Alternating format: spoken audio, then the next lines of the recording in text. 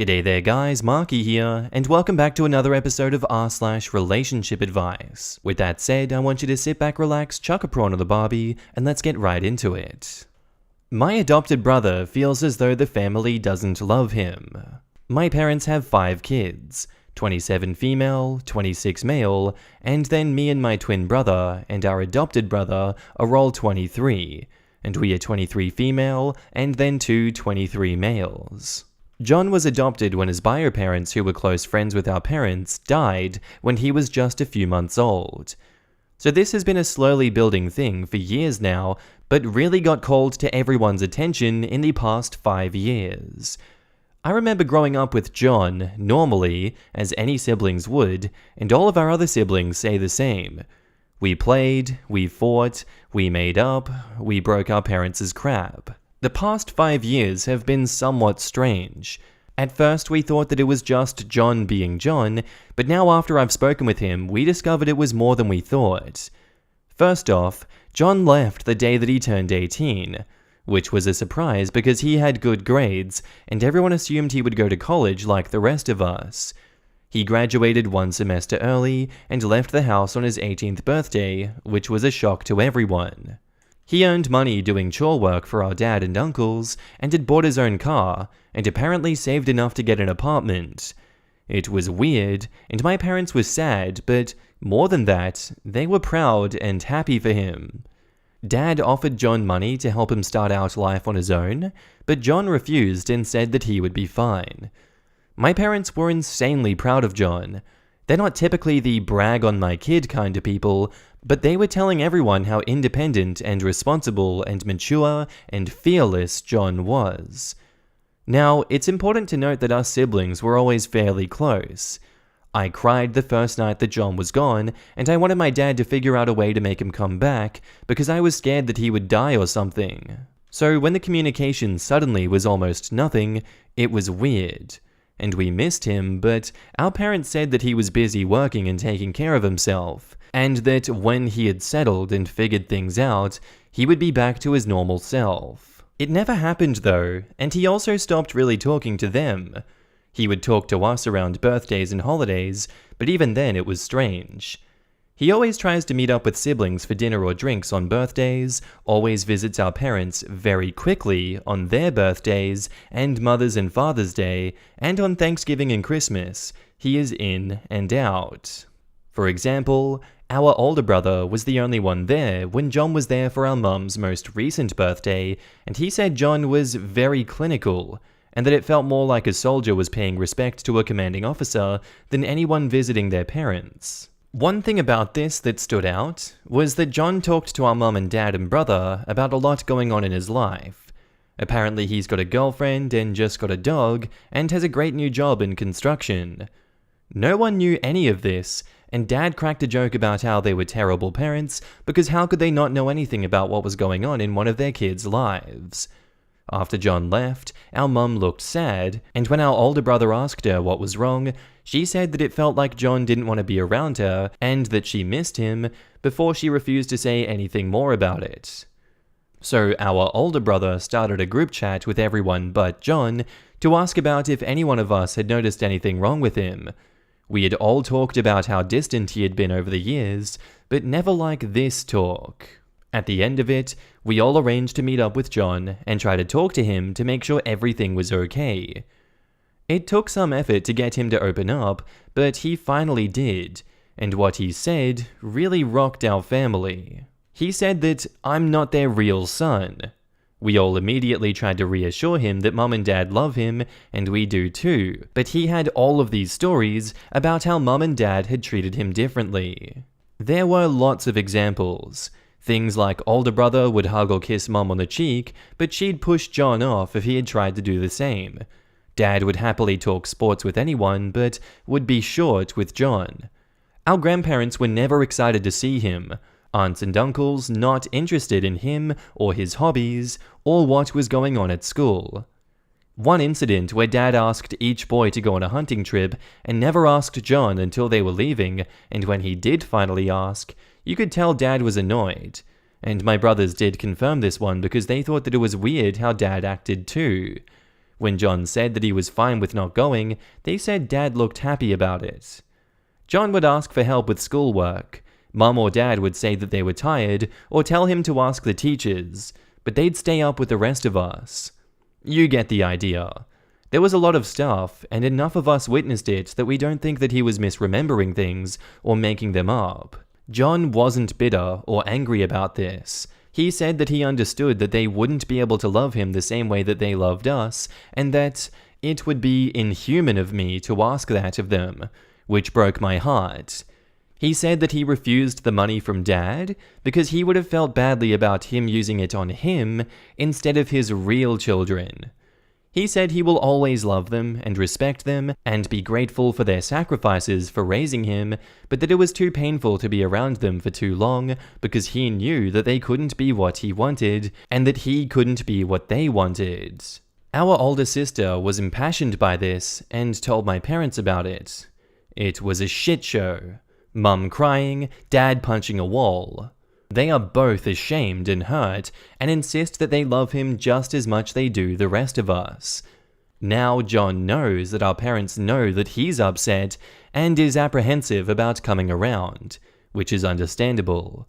We love our brother, and our parents love him too, and we all miss him. How do we fix this? And now in the comments, coming from an adopted child, feeling like you aren't accepted by your family is your worst nightmare, and the most painful experience that I've ever been through. I've only been rejected, slightly, same ways as your brother, by my uncle, and it has caused countless nights of just crying myself to sleep because I'm not enough. I'm not his niece, and I never will be. I truly hope that you can find a way to fix it, but please understand that it might not ever be the same. Since you were close, it might patch itself up easier between you two, but the hurt that your parents and sister have done is unbelievable. Ask him what he wants you to do next. Reassure him that you are still his sister, and if he doesn't want you to be a sister to him, be a friend until he's able to realize you are truly his sister and you love him. Please also keep an eye on his mental state. The realization I had with my uncle led me down a dark road of depression and very scary thoughts. One thing that helped me was doing the DNA testing and finding birth family members. Maybe he has some other members of his birth family that he could reach out to and meet. My heart is with you. I wish you, your family, and your brother all the luck. I have a similar relationship with my stepfather. It never felt like I was one of his kids. He wouldn't get me from school, he would be very impatient with me, but very patient with his kids. He disowned me over an argument once, etc. It was always weird coming back to my mum's and visiting. Like John, they brag about me, but I never felt like I was his kid because he didn't treat me like the rest. You can't make your family whole again. It never really was. But you can reach out to John and build an adult relationship with him. Don't even bring up his relationship with your parents. Just let him know that you love him, and your love isn't contingent on what anyone else thinks. Not trying to beat you down, but given that John had a whole host of clear and concise examples, many of whom you and others remembered, he isn't exactly wrong. He might not have been the second choice to you, but he very much was the second choice to your parents and several of your siblings. Your sister went and confirmed all of this for him. Your parents' reaction to it is bad. Your sister likely burned any bridge that still existed, not just for herself or your parents, but for all of you. That your parents are ashamed, if anything, proves that they did indeed prefer the other children over the adopted one. They can't refute any of the points that he made. They likely remember them. Their anger and denial are just them acknowledging it in a way, but not wanting it to be true. And now back up to the post, there is an edit. Editing this to add that I just learned from her that apparently, Mum had a talk with John and asked him if he had any improper feelings about us, which, holy crap, if nothing else, made him feel like an outsider that did.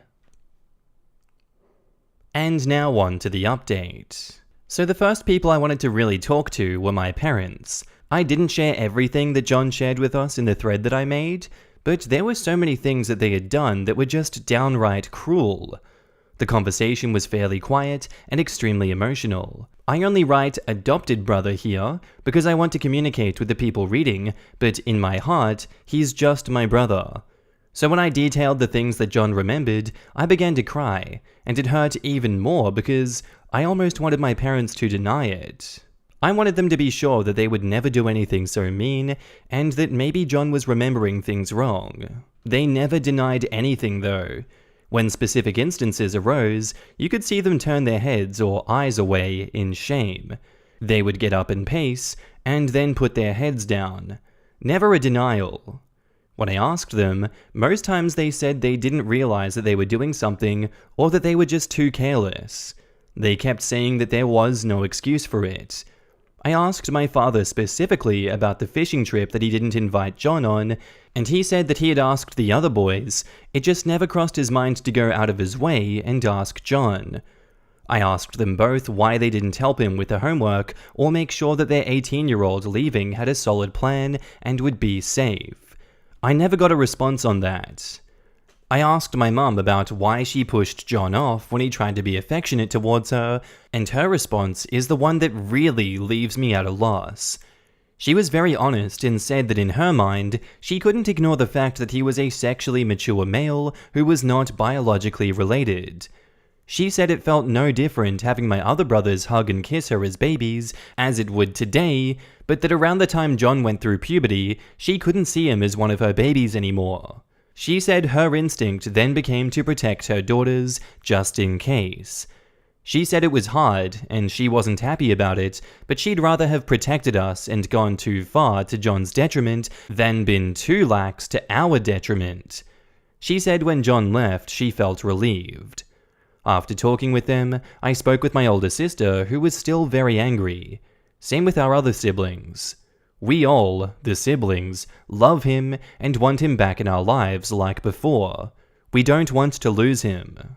I reached out to John, and it was a bittersweet conversation to have.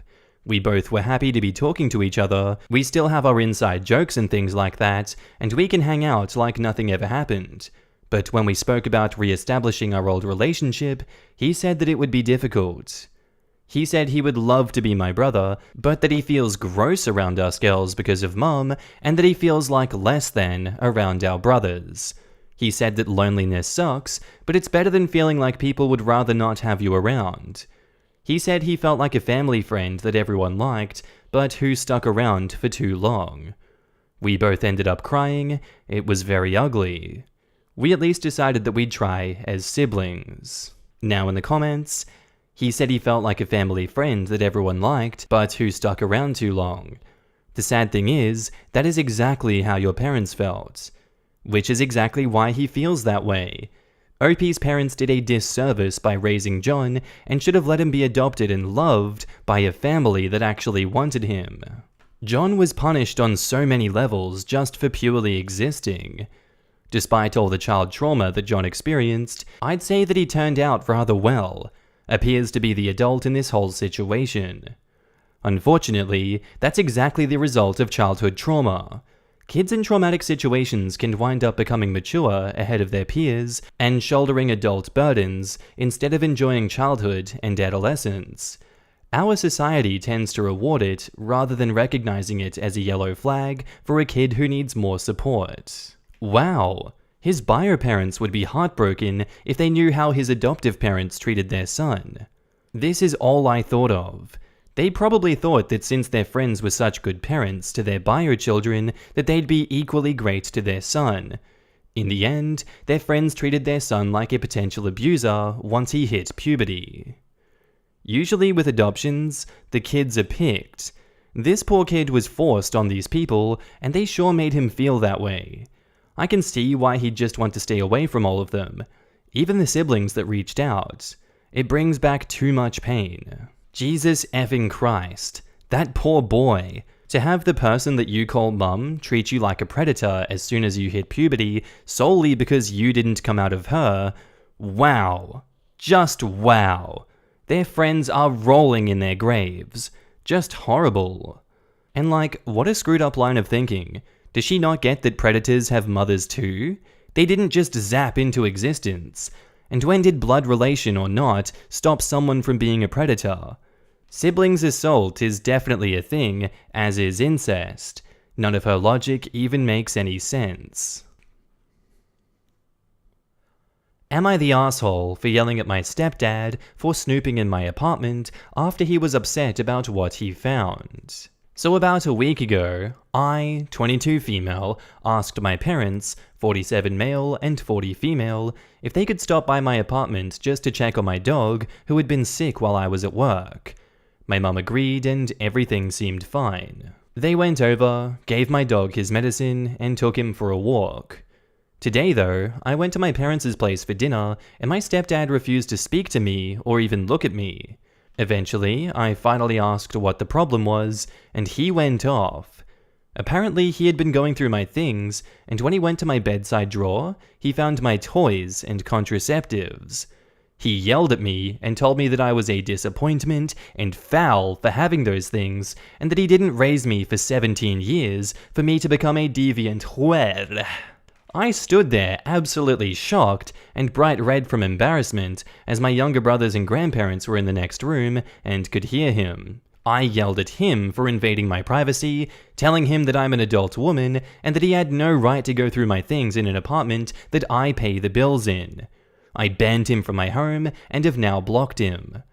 My mum says that I'm being dramatic and that it just caught him off guard to see those things, but my brothers think that I'm right to be angry. So, am I the asshole?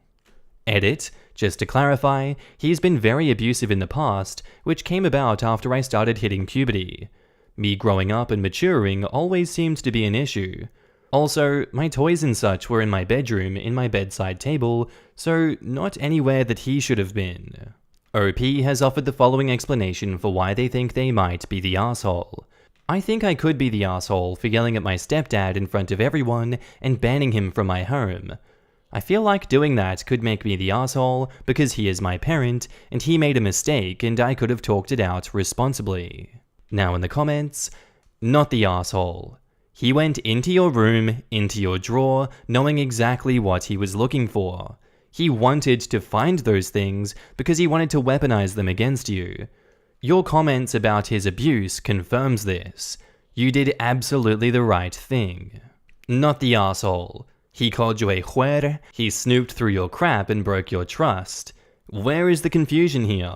OP says, I've grown up with him and his abusiveness, so sometimes I need others to remind me that I'm not crazy in the way that I react to it.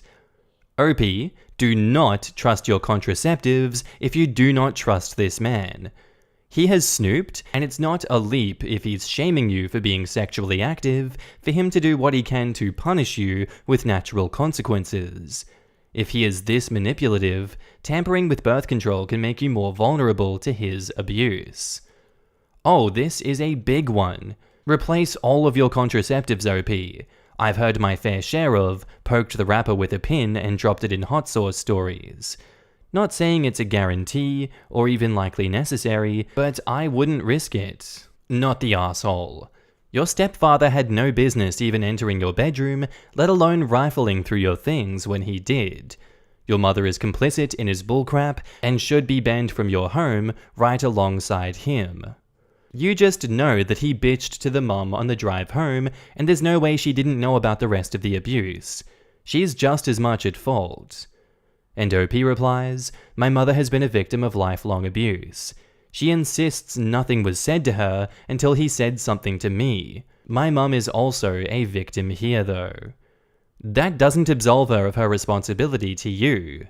And OP says, you're right, but he has done horrible things to my mother, like things that will get me banned from this page for typing out that have warped her mindset.